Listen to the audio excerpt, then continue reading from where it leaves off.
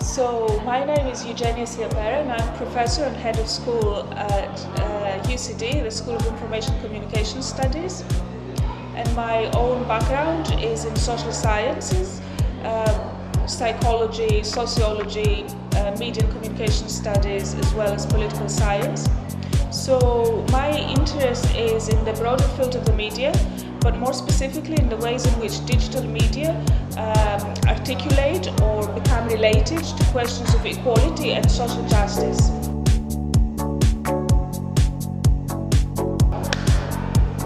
Welcome, Eugenia, to the Heliosphere. Thank you for being here. Thank you for having me. I'm very happy to talk to you because of your background, especially in social media and the work you're doing. So in many conversations your work has come up. But before we start, I'd like to go way back in history because you said you're Greek, your background is from Thessaloniki, that's where you grew up. I have a keen interest in philosophy, so one of my first degrees was in philosophy, and I always love to go back to Athens, to where the Agora was, the old marketplace where philosophy, or the Western philosophy we know, basically started. And I always imagine how Socrates walked around and challenged the Athenians, especially the elite of Athens, and challenged them with his way of questioning and his way of basically querying their status, where an Athenian would say, I am ethical, I do the right things for society, and then Socrates would come in and ask questions that slowly conflicts that person, and then obviously that peed them off so much that eventually he was prosecuted.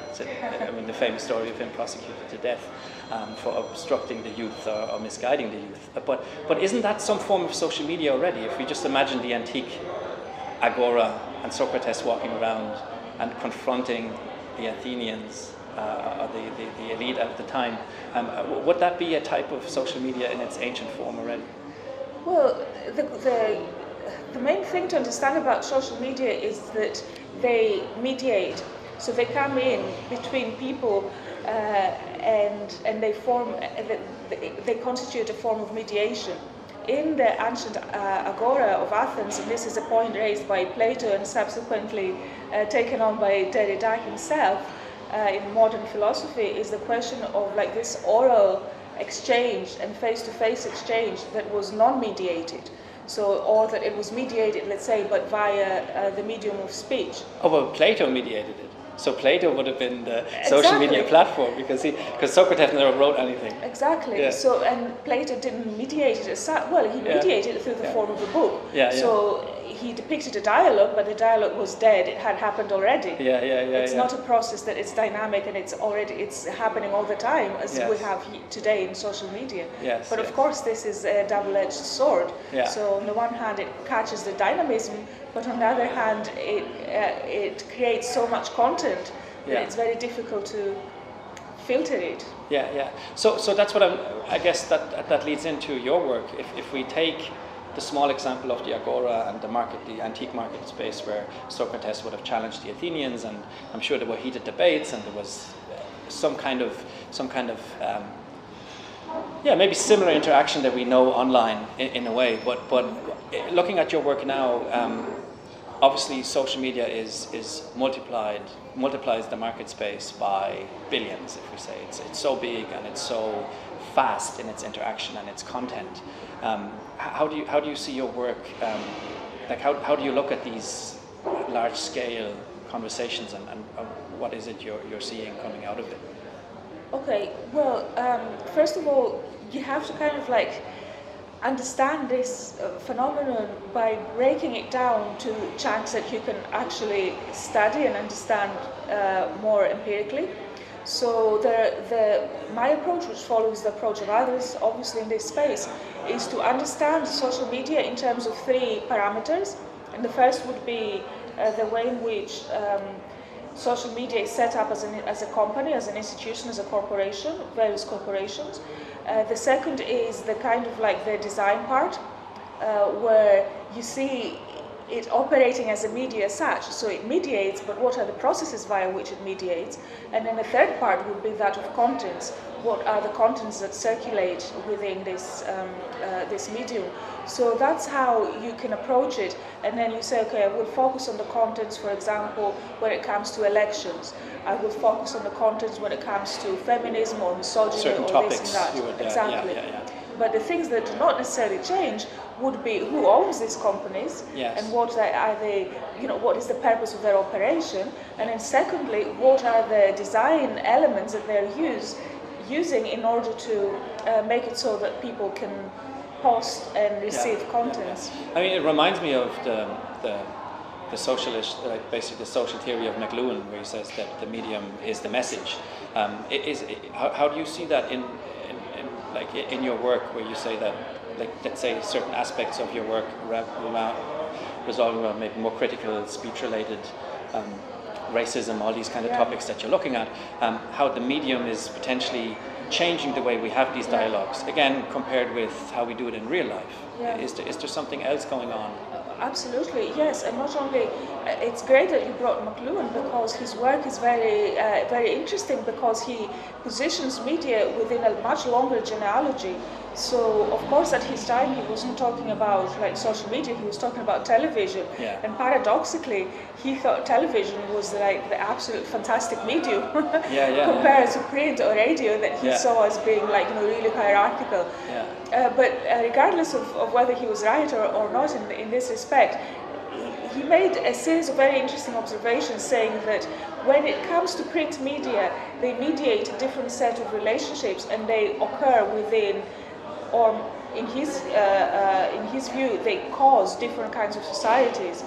And it wasn't only McLuhan, but it was also his fellow Canadian theorist Harold Innis, who spoke about media in terms of the empire, of the Egyptian empire and the Roman empire. So really a very long horizon of different historical societies trying to operate with different media. So perhaps in this way, each society has the media that it needs. In some ways.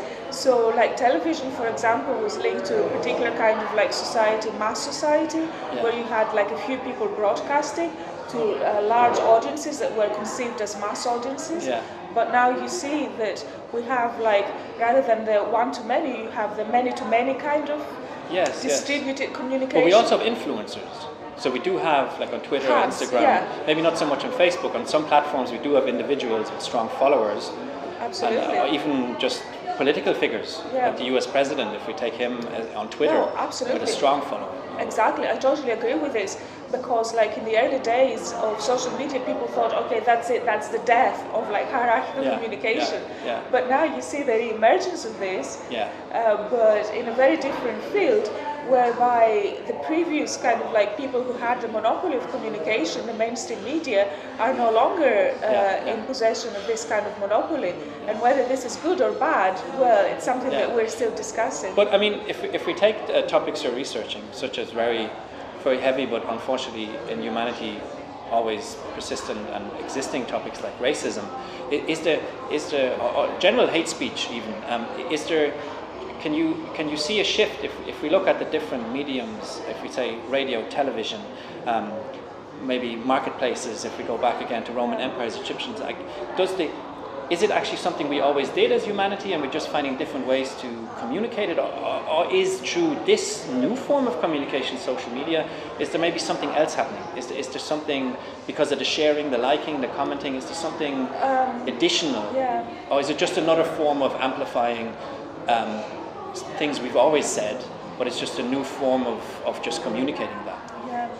This is a very difficult question, because I don't think there is one kind of explanation in terms of the proliferation of hate speech in social media. I think it's a combination of factors. At the very kind of like macro level, if you want, the structural level, I would say that what is happening, we're witnessing currently a shift within capitalism from the previous industrial model to something else that hasn't consolidated yet. So this means that the division of labor between certain groups that had reached a kind of like equilibrium at some point, it's now all kind of like upset, and different groups or social classes clash in order to have some kind of like power within, not even power, like, you know, in order to have some, like, to defend their own stake in this kind of new society that will be formed. But then also you see that a kind of like an immediate reaction is to consolidate what certain classes have.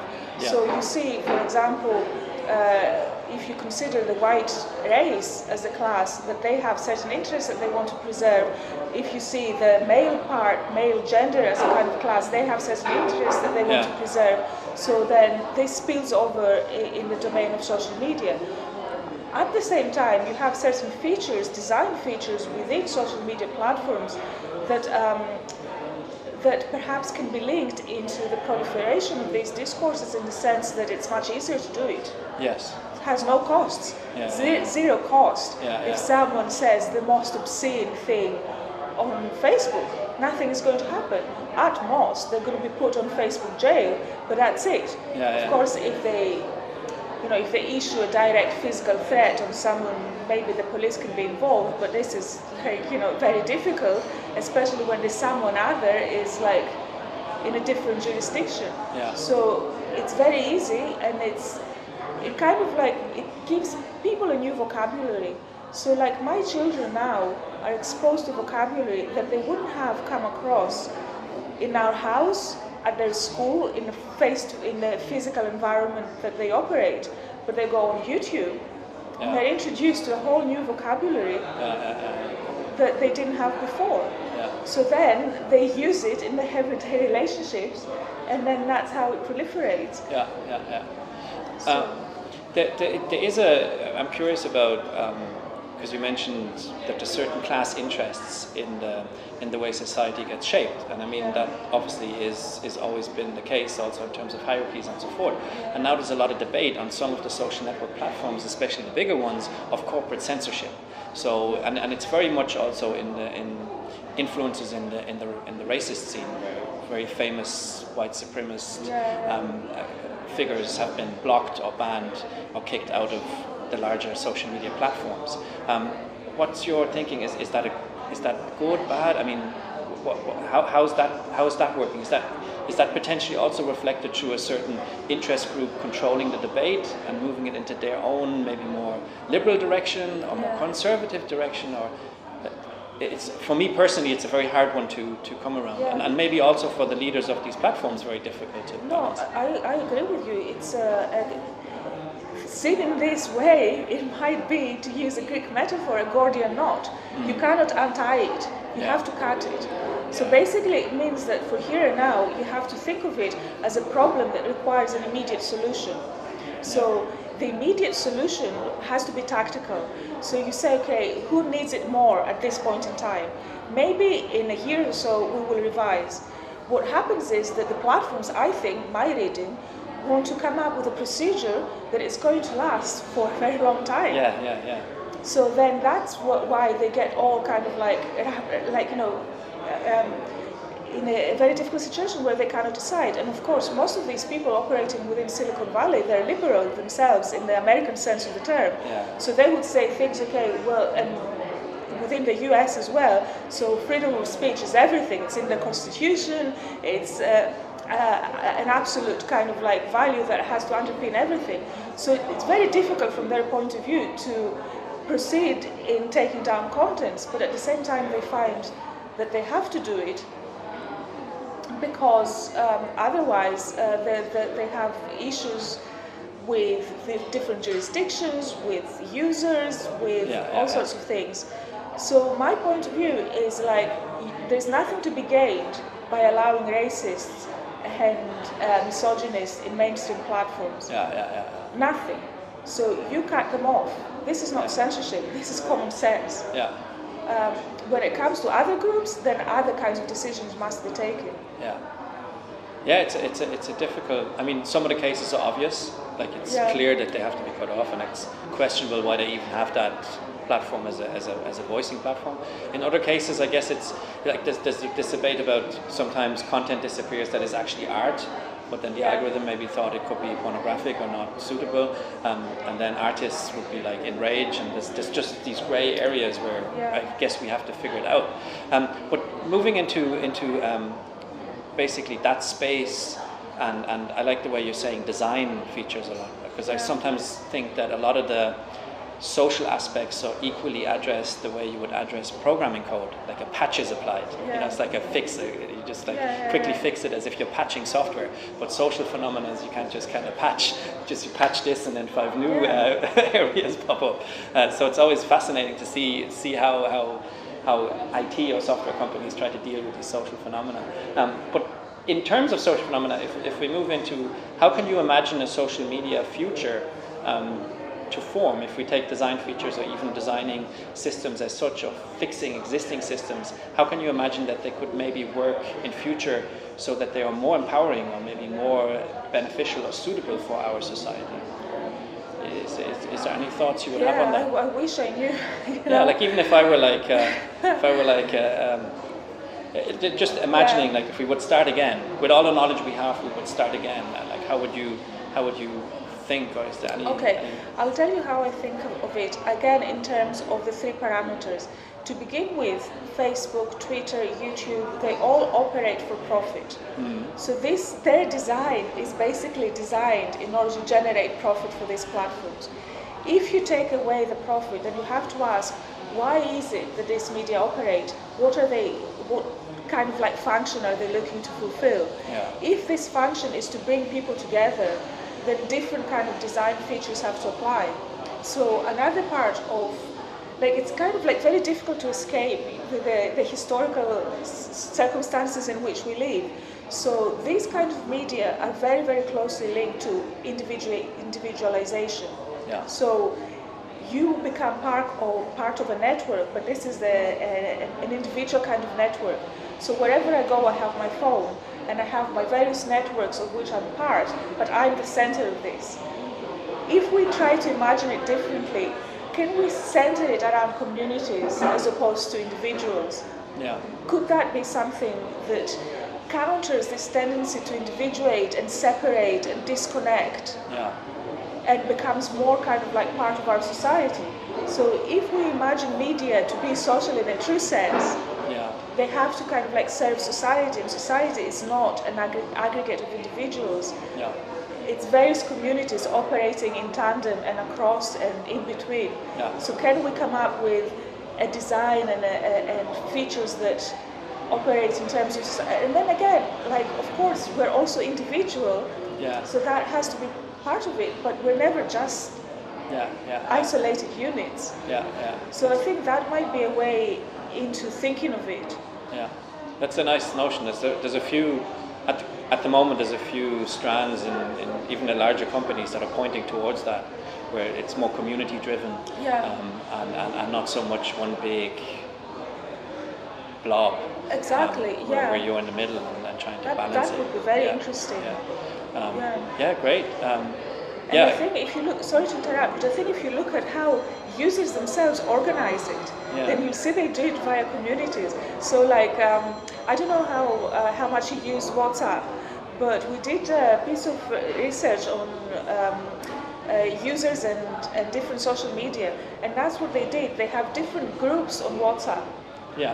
They have, of course, your individual contact, so you text your friend if you want to, but then you're part of a group that is like your colleagues, a part of a group that is like, the parents of your kids at school and so forth. So that's how it kind of like operates, as opposed to, I'm there with everyone and trying to navigate this. That's really interesting how that happens. I guess on that note, we maybe round up, like, again, back to Agora and Socrates. I mean, that was a community in a way, the Athenians, and a very closed community, let's say, of the 500, the famous 500 in the Agora, and Socrates being part of them. So maybe that worked better. I mean, that would have been a community in a way where you can directly have more engaging and more meaningful relationships and communication. And we have examples of that, I guess. Sure, although, I mean, I really like the paradigm of Athens, but I don't think it's something to emulate. I think it's something from the past that perhaps can trigger questions and ideas and discussions, but it's not something that I can see imitated for our kinds of societies that are infinitely more complex. Absolutely, yeah. It's just nice to reference these nice examples. I often think that the social media, like different types of social media already existed before we had the technology, and it's good to think about. Yeah, lovely. That was a lovely conversation. Thank you very much. Yeah, it was very interesting for Thank you for coming, and I'm looking forward to working with you in the future. Yeah, absolutely. I'm really looking forward to the outcome of your research for sure. Thank you. Thank you very much. Thank you.